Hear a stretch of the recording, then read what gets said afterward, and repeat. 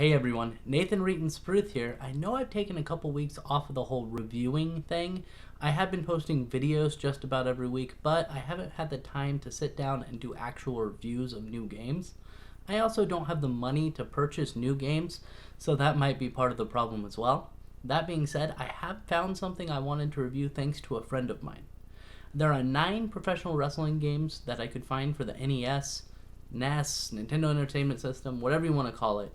I will be reviewing one a week for the next 9 weeks.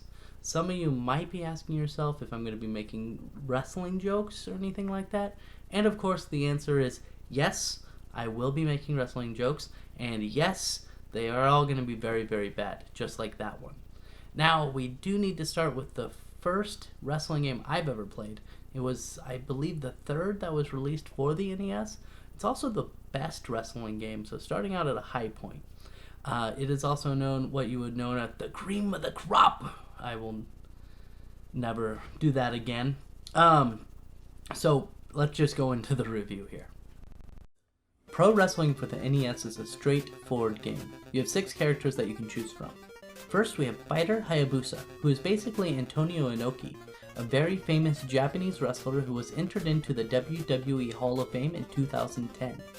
He actually once had a match with Muhammad Ali. Second, we have Starman. He's basically a masked luchador wrestler. He was also Daniel Bryan's favorite wrestler in the game. Third, we have King Korn Karn, and he's basically just kind of tall. He also has a flying head chop. 4, we have Giant Panther. He squeezes people's faces. That's basically it. 5, we have the Amazon. It seems like they don't know what an Amazonian is, unless it's full of fish people. 6th and final, we have King Slender, and he's just the babyface stereotype.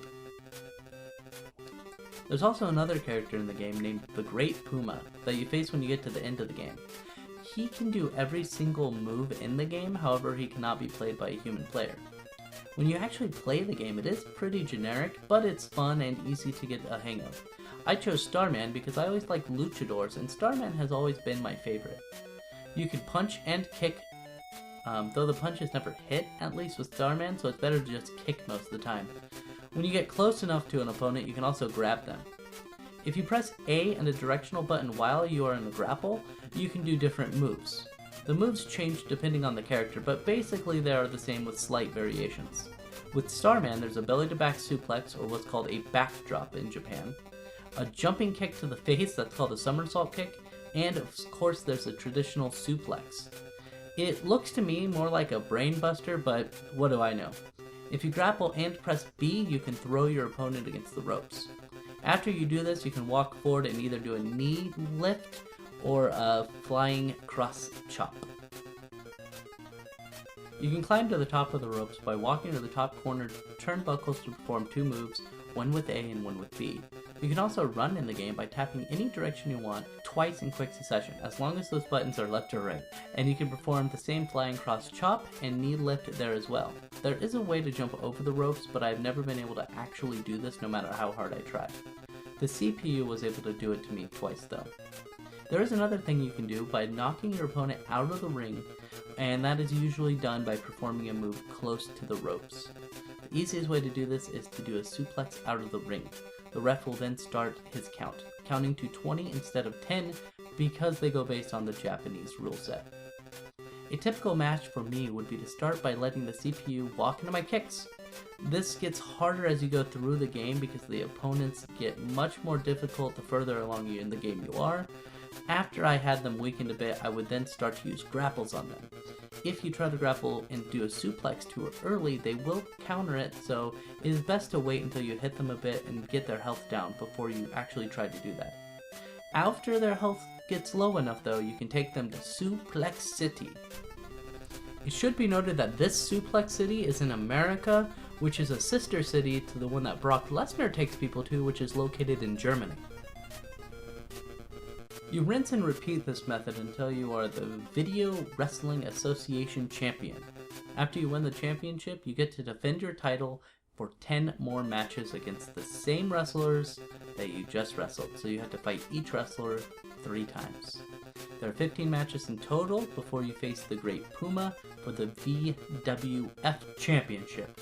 Of course, the Great Puma is the hardest opponent in the game, but he is fairly easy to beat with the tactics outlined above. I honestly didn't lose a single match in my capture session, so the game is fairly easy.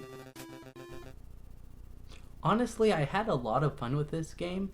It does get a bit tedious after you win the championship because you have to face the same guys 3 times a piece. So you fight, the first round, you win the championship, you fight them again, and then you fight them again. Other than that, it is a good, quick pick-up game. You can just pick it up and play it and have fun. The wrestlers have enough differences that there's a bit of replayability there too. If you did enjoy this review, make sure to press the little thumbs up button, press the big sexy subscribe button, and that way you can watch all my new videos, which of course there's going to be 8 more that are released.